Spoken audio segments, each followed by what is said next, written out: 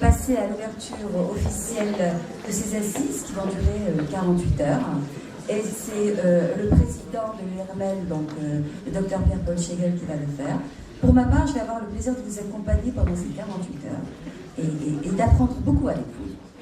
Docteur Pierre-Paul Schegel.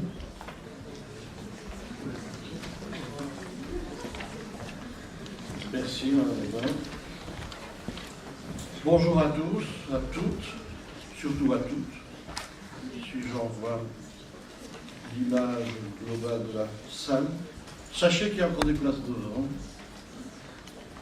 Et M. Mermet nous expliquera quel est le phénomène sociologique qui fait qu'on s'entasse surtout derrière pour commencer. Mais nous verrons cela peut-être tout à l'heure. Alors je souhaite quand même présenter un petit peu les officiels que vous avez devant vous, notamment M. Tcharia, qui est président du Césaire Alsace. Pour la plupart d'entre vous, je pense que vous ne savez pas très bien ce que c'est et à quoi ça peut servir. Et il va nous expliquer un petit peu ce que c'est que la représentation socio-économique vis-à-vis des politiques au niveau de la région. J'ai évidemment le plaisir d'accueillir Madame Claire Tricot, qui représente M. Laurent Habert, qui lui-même est ce matin pris, mais sera présent demain. Vous m'entendez mieux comme ça? Est-ce qu'on peut améliorer un petit peu le son? Merci.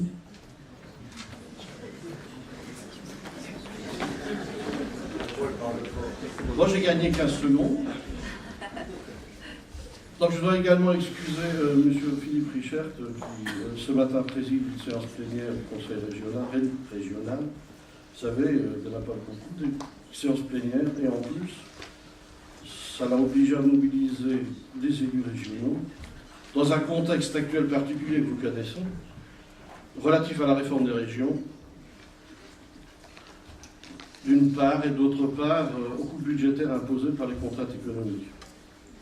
Mais je voudrais, dès le départ, d'ores et déjà, remercier chaleureusement tous les membres du comité de pilotage de l'Union et les animateurs de nos ateliers pour le travail préparatoire de ces journées, en plus de la poursuite de leur activité professionnelle.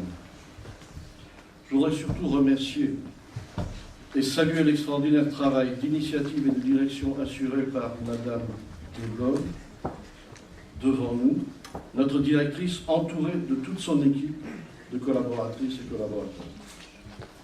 Je tiens également à remercier les experts qui ont accepté d'animer avec nous ces journées. Je salue les nombreux étudiants de 3e cycle qui nous ont fait le plaisir de participer à ces journées et je leur souhaite tout particulièrement profitables. Je ne peux m'empêcher de saluer les quelques présidents des unions régionales de professions de santé, formation de médecins, dont la Bretagne. C'est curieux parce que l'Alsace et la Bretagne, malgré leur distance, se trouvent souvent très très proches. Nous avons également à saluer la présidente de Champagne-Ardenne. Alors, vous savez qu'en ce moment, Champagne-Ardenne, Alsace, il nous manque la Lorraine, mais nous avons la Franche-Comté.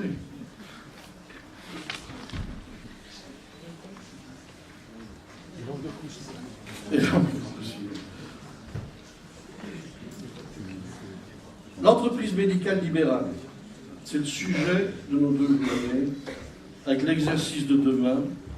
Alors je dois avouer que le terme entreprise, on a surpris plus d'un. Mais comme vous le verrez dans le développement de nos 2 journées, que ces termes sont intimement liés.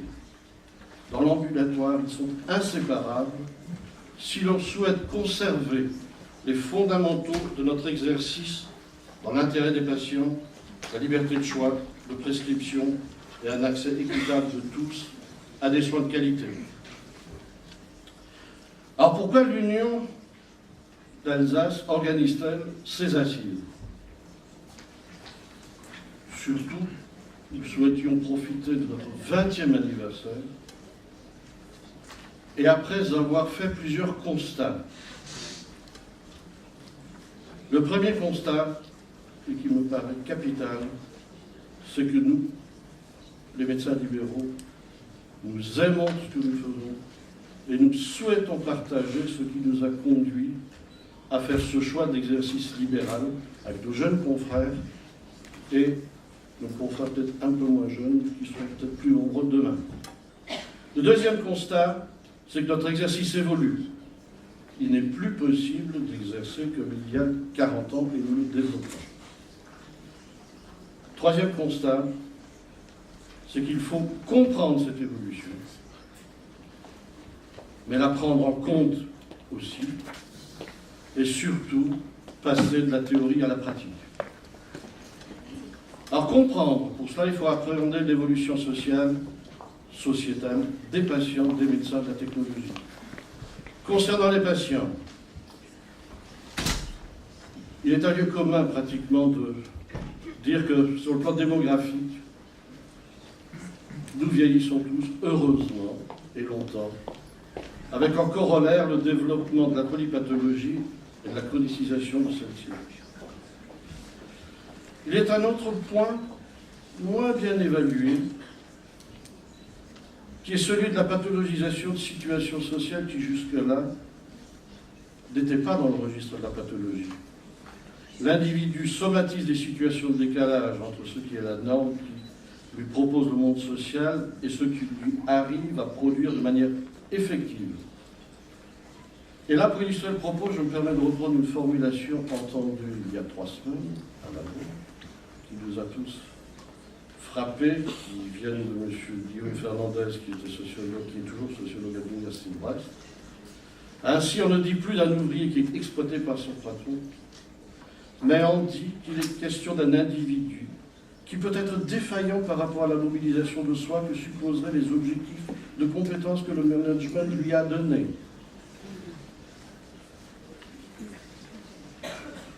C'est une réalité que nous vivons tous les jours. Concernant les médecins, je soulèverai simplement 3 points. Le nombre, la répartition géographique et l'inévitable évolution générationnelle. Il ne se passera pas de Y. Le nombre. Il est également commun de parler de déficit démographique, alors qu'il n'y a pas si longtemps, moins de 30 ans, les experts économistes de santé et les actuariels n'arrêtaient de nous expliquer que nous étions en situation de pléthore. Il est vrai que dans les années 75-79, avec un pic en 77, sortaient de première année 8500 à 8600 étudiants. Puis, l'Humus Clausus a démarré, avec un creux important. Il a démarré en 80. Le creux majeur a été entre 91 et 98. De 8500, nous sommes passés à 3500. Pour remonter ensuite progressivement après 2000-2001 et atteindre dans les 5 dernières années 7005. Cela constitue un vrai problème. Nous en parlons. Il n'y a pas que le nombre, il y a aussi la répartition géographique inégale. Nul ne conteste ces difficultés liées à cette répartition, mais elle n'est pas qu'un fait médical, loin de là. Et dans le cadre de l'entreprise, la dépopulation rurale générale a forcément un impact. Enfin, l'effet générationnel, si la féminisation de la profession représente une chance, et je vous remercie, mesdemoiselles et mesdames, elle impose néanmoins des contraintes spécifiques. Maternité, carrière professionnelle du conjoint, etc. Cependant, les études, notamment en Bretagne, ont prouvé qu'à âge égal, il n'y a pas de différence au niveau de l'exercice en intensité et en qualité. Maintenant, il est de bon temps de parler de la génération Y. Elle est commune, quel que soit le sexe, actuellement, je crois qu'il est de bon ton de parler de genre.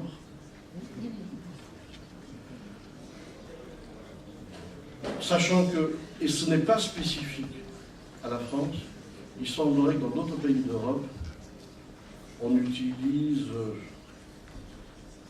ou on souhaiterait, ou on envisage l'exercice médical sous la forme d'un job comme un autre. Ce n'était pas le cas du passé. Nous avons l'évolution démographique, nous avons l'évolution de la technologie et des pratiques médicales. Il y a une évolution très importante des disciplines à partir du XXe siècle, l'apparition de spécialités, de sous-spécialités de plus en plus nombreuses, des progrès techniques considérables. Ces acquis ont entraîné un changement profond de la pratique médicale.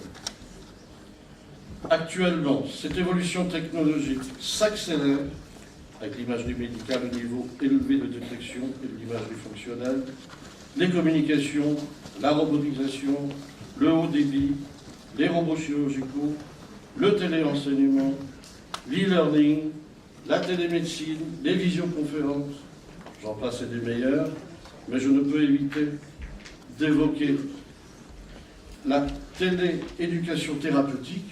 Je vous signale qu'elle a été initiée en Alsace par notre ami Pascal Charles, dans le cadre de sa commission d'éducation thérapeutique, et qui vous en parlera dans les différentes réunions. Mais le patient, lui aussi, alors attention, il a découvert un nouveau docteur. Il paraît que c'est Google, docteur. Et ce n'est pas sans impacter notre pratique. Mais il n'y a pas que la technique, même si son rôle important à jouer. La pratique évolue. On constate un fort passage de l'exercice isolé à l'exercice regroupé, le développement de la collaboration que nous pratiquons comme journal à fraude. Encore faut-il le faire connaître et reconnaître. Le passage de la collaboration à la coordination tant interdisciplinaire que multidisciplinaire est également en bonne voie et fait partie de l'avenir. Aussi nous a-t-il paru à l'Union évident que nous devions nous attacher à ces évolutions, proposer à nos confrères de partager leurs réflexions avec nous, avec les experts présents, qui ont accepté de nous faire profiter de leur expertise, et ce, en quoi nous les remercions. J'insiste, nous avons la chance d'avoir choisi notre exercice et d'aimer ce que nous faisons. C'est pour transmettre cette envie à nos jeunes confrères et moins jeunes que nous avons choisi les réflexions expertales et les ateliers que nous proposons. En effet, il ne suffit pas de comprendre, encore faut-il prendre en compte ces évolutions. Alors cette prise en compte impacte notre conscience entrepreneuriale, et l'entreprise libérale n'est pas un gros mot. Sachez que ce terme intègre la notion de risque sur les deniers personnels. Il doit faire prendre conscience aux uns et aux autres du rôle dans l'économie loco-régionale, tant directement par l'emploi et la fiscalité, qu'indirectement par la valorisation du territoire et du bassin de vie concerné. On ne cesse d'avoir des nouvelles des maires qui se plaignent que leur médecin quitte le village parce que ça fait perdre à ce niveau la valeur de son secteur géographique. Quant au concept libéral de notre exercice, l'Union tient à rappeler que si la liberté n'a pas de prix, elle a un coût. Troisième et dernier point, très court, rassurez-vous. Nous souhaitons, et c'est l'essentiel, ce n'est pas parce que ce sera le point le plus court que ce n'est pas l'essentiel, nous souhaitons passer à la pratique. Celle-ci doit nous permettre de définir nos objectifs pour pouvoir être acteurs dans la gouvernance de notre exercice. Ce qui nous conduit à vous exposer l'état des lieux démographique, offre de soins libérales, l'évolution sociétale de nos patients, de nos confrères, et sur la base de ces données, passer de la théorie à la pratique en appréhendant les différents modes d'exercice Vous verrez les 4 ateliers de cet après-midi, l'exercice isolé, regroupé multidisciplinaire, pluridisciplinaire, en établissement de soins privés, et enfin l'étude des différentes modalités d'application sur le terrain au travers de 16 ateliers qui sont déclinés dans notre programme. L'Union vous souhaite pleinement de profiter de ces journées et nous espérons que le contenu répondra à vos attentes. Je vous remercie de votre attention et je souhaite passer la parole à Madame Claire Tricot, représentant le directeur de l'ARS.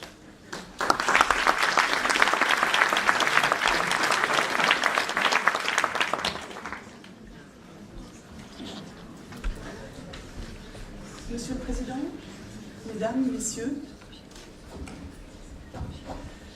Dr Schlegel vous l'a dit, Laurent Habert ne peut être présent ce matin, mais il vous rejoindra demain pour participer à vos travaux.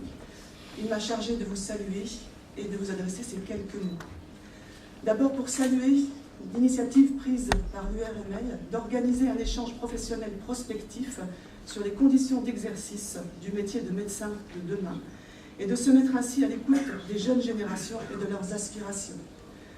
Ensuite, pour vous dire que l'ARS entend participer pleinement à ce débat à la place qui est la sienne. La mission de l'ARS, c'est de s'assurer que l'organisation de la santé sur un territoire permet de répondre aux besoins de santé des patients dans de bonnes conditions de qualité et d'efficacité. Plus précisément, elle se fixe comme objectif prioritaire de veiller au maintien du bon accès aux soins sur l'ensemble du territoire régional et de participer à l'évolution de l'offre de soins de proximité. S'agissant du premier objectif, l'Alsace est relativement plus épargnée que d'autres régions par les difficultés d'accès aux médecins, qu'ils soient généralistes ou spécialistes, mais l'ARS souhaite contribuer à les prévenir. En agissant sur les flux de formation, c'est la réflexion que conduit le comité régional de l'Observatoire de la démographie et nous parvenons à faire prendre en compte par le niveau national nos analyses sur les besoins dans certaines spécialités et je pense notamment à la radiologie. En facilitant l'installation dans des zones à la démographie médicale fragile, il existe, vous le savez, un certain nombre de mesures incitatives, pas encore toutes suffisamment connues, le contrat d'engagement de service public, le praticien territorial de médecine générale. Mais nous sommes convaincus que ce qui est le plus efficace, c'est de créer un environnement favorable à l'installation. Cela veut dire accueillir des internes et donc, par exemple, accroître le nombre de maîtres de stage. Cela veut dire également, dans tout le territoire, dans tous les territoires fragiles, susciter une réflexion prospective collective. Comment va évoluer la démographie dans la zone? Comment peut-on faire pour être attractif? Pour mener cette réflexion, qui doit se mener également avec les élus, nous comptons bien sûr sur l'URML. Nous sommes convaincus également que l'un des paramètres de l'environnement favorable que j'évoquais tient aux conditions d'exercice. Et c'est le deuxième objectif de l'agence. Étendons-nous, il n'y a pas de mode d'exercice imposé, mais il y a une réalité forte, constatée depuis de nombreuses années, partout sur le territoire national et y compris en Alsace. Une aspiration à l'exercice différent de la médecine de proximité, plus collectif, plus interprofessionnel et faisant une part plus grande à la prévention. Cette réalité, nous devons la prendre en compte et aider à la transformer en projet concret, d'autant que nous sommes persuadés qu'elle est adaptée aux défis sanitaires et tout particulièrement à l'augmentation du nombre des malades et des maladies chroniques. Cette évolution est parfaitement compatible avec l'exercice libéral. De nombreux exemples partout sur le territoire national en sont la preuve. Mais elle implique probablement des compétences différentes pour construire l'entreprise médicale de demain, selon l'intitulé de ces 2 journées de travail et de réflexion.